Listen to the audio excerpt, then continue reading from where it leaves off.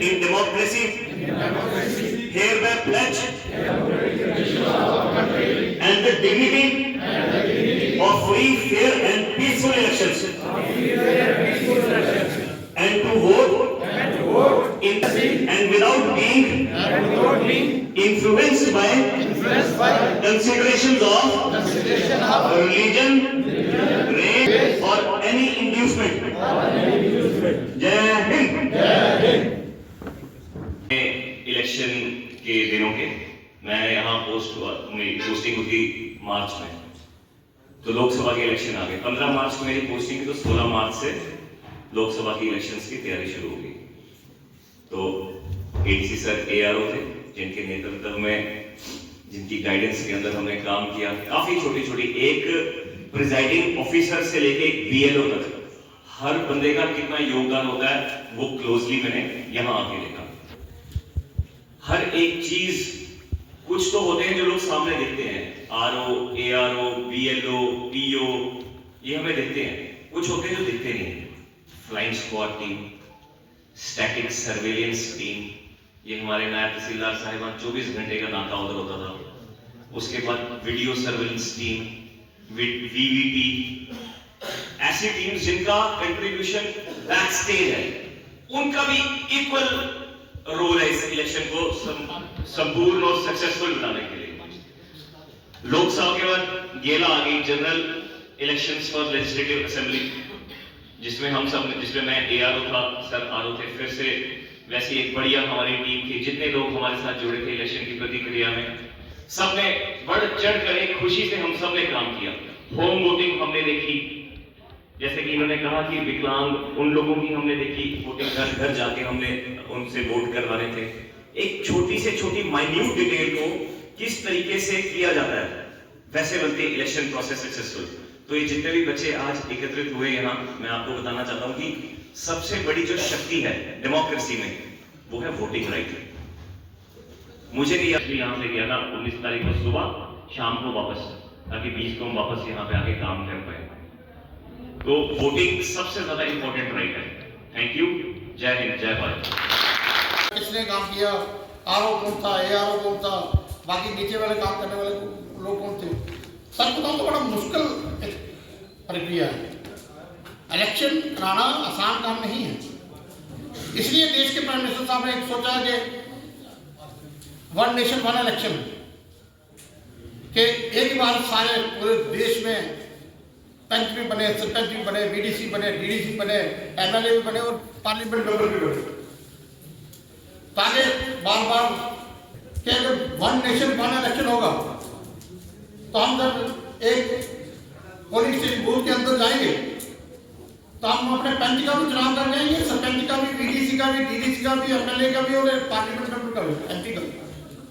तो एक दिन में ही हम सारा सिस्टम तो ठीक हो जाएगा, सारा वोट सब डाल के तो हम लोग ऑप्शन हो जाएंगे। तो मैं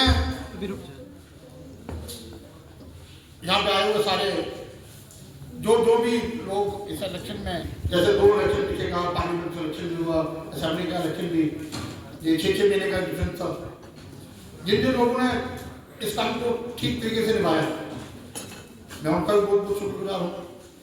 और आगे भी मेरे आदेश निर्देश यही होंगे कि कभी भी कोई इलेक्शन हो निष्पक्ष तरीके से होना चाहिए, किसी की पार्शलिटी का इलेक्शन नहीं होना चाहिए।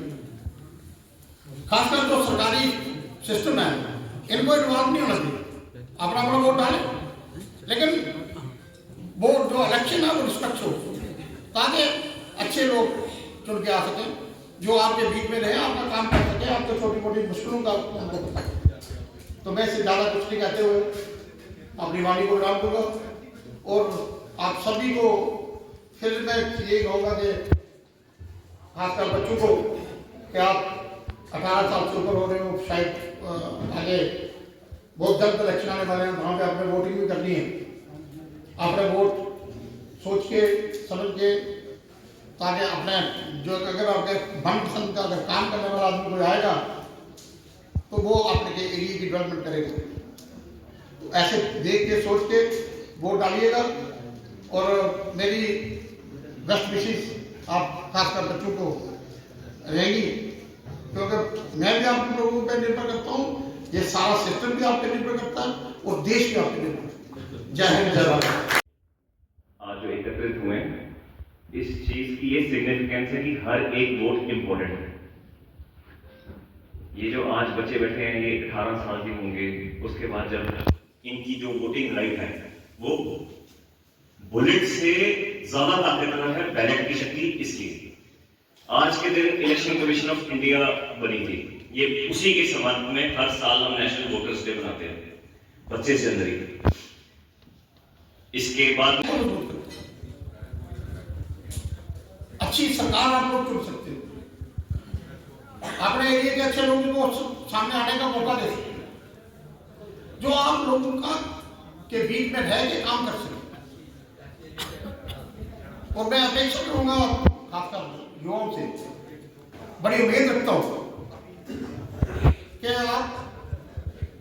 जब आप लोग मजबूत होंगे, ये नशाबंदी वाली साइड जो नशे जैसे हैं, जो अगर सपोज कोई नशा करता है बच्चा तो फौरन उसे कंप्लेन करें, वो कंप्लेन नहीं की जाएगी, वो आपकी मदद हम समझ के लेंगे, वो आपकी सपोर्ट देखेंगे, उस फैमिली को सपोर्ट मिलेगी। अगर आप किसी को बच्चा गलत साइड जा रहा है उसको बताएंगे कि आपका बच्चा गलत जा रहा है, तो हम आपकी सपोर्ट समझेंगे कि हमारा सोसाइटी जो है, माशरा को आप लोगों ने ठीक करने में हमारी मदद की। अगर आप लोग मजबूत होंगे तो ये देश मजबूत है, आप लोग मजबूत होंगे तो हमारा बॉर्डर मजबूत है, आप लोग मजबूत होंगे तो हमारी फौज मजबूत है। अगर हमारी फौज मजबूत है, हमारा देश मजबूत है, तो हमारा किसी कोई देश हमारे देश से मुकाबला नहीं कर सकता। तो मैं आप लोगों से फिर खासकर युवाओं से जो 18 साल से ऊपर होने जा रहे हैं, जो आज मेजोरिटी का लेवल आप लोगों में दिख रहा है, आप अपने आप को उस लेवल 2011 में की गई। और इस बार का जो विश्व के किसी भी चुनाव में आप देखेंगे, आज तक वोटर टर्नआउट जो परसेंटेज 2024 में रही वो पहले कभी नहीं रही। और जिसकी परसेंटेज आप सब जानते हैं, 65% मतदाताओं ने इस बार पुलिस स्टेशन पर नहीं जा सकते, तो उनके लिए भी सर्विस प्रोवाइड की।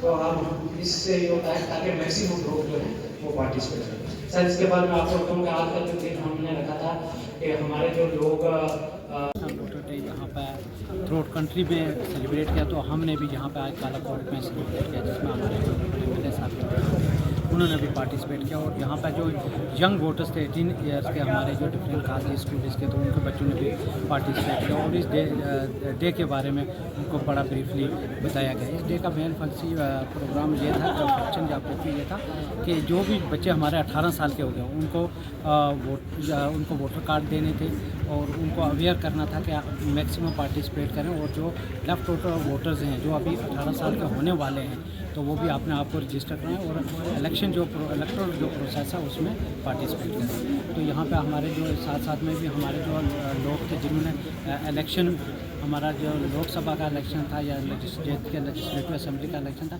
जिन लोगों ने यहाँ पर पार्टिसिपेट किया और बेस्ट परफॉर्मेंस की, उनको भी आज उनको हमने अप्रिसिएशन सर्टिफिकेट वगैरह यहाँ डिस्ट्रीब्यूट किया। Thank you.